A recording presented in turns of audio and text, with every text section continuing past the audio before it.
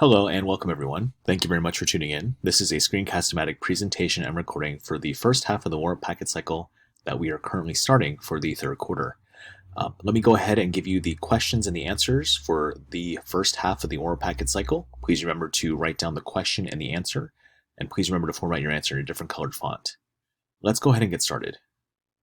For Monday and Tuesday, what specific factors define the characteristics of how Congress functions? Provide at least 6 factors. Let's go ahead and get started.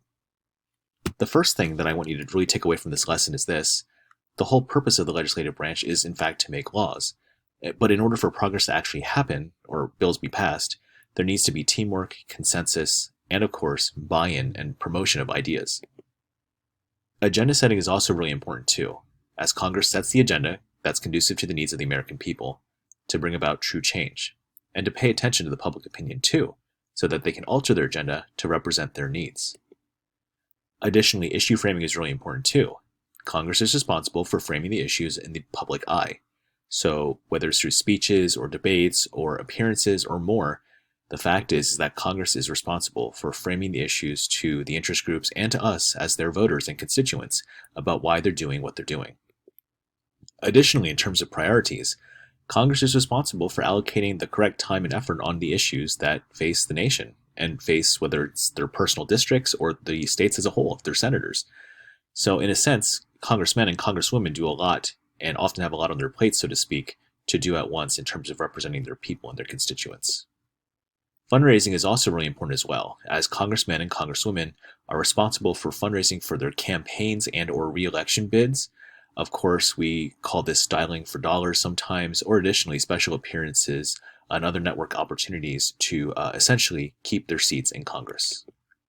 And additionally, constant campaigning is also really important too, remembering that every vote is a 30-second commercial, and additionally, elected officials always maintain their relationship with party leadership, colleagues, interest groups, the media, and the voter.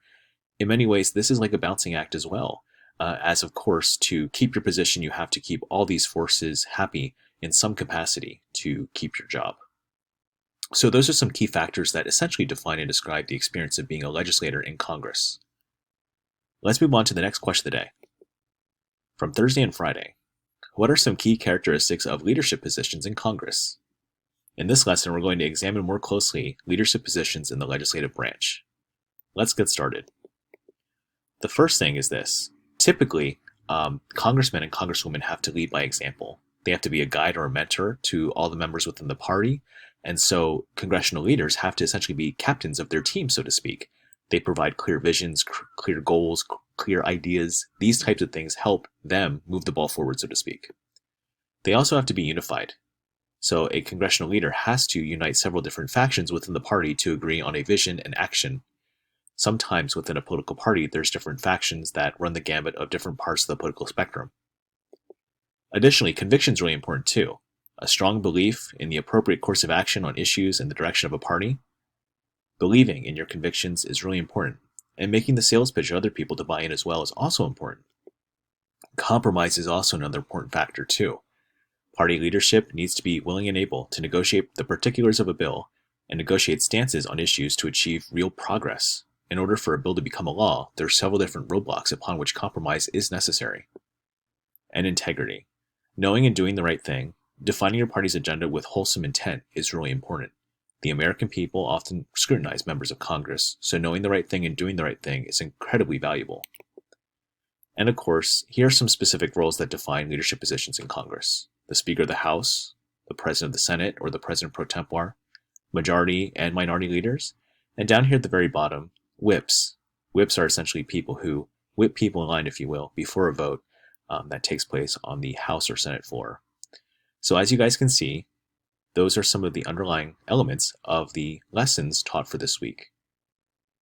Remember, when you are finished, please remember to format your content in a different colored font, and please remember to wait until you get next week's warm-ups to fill out the template accordingly. Thank you very much for tuning in, and good luck with completing the lessons.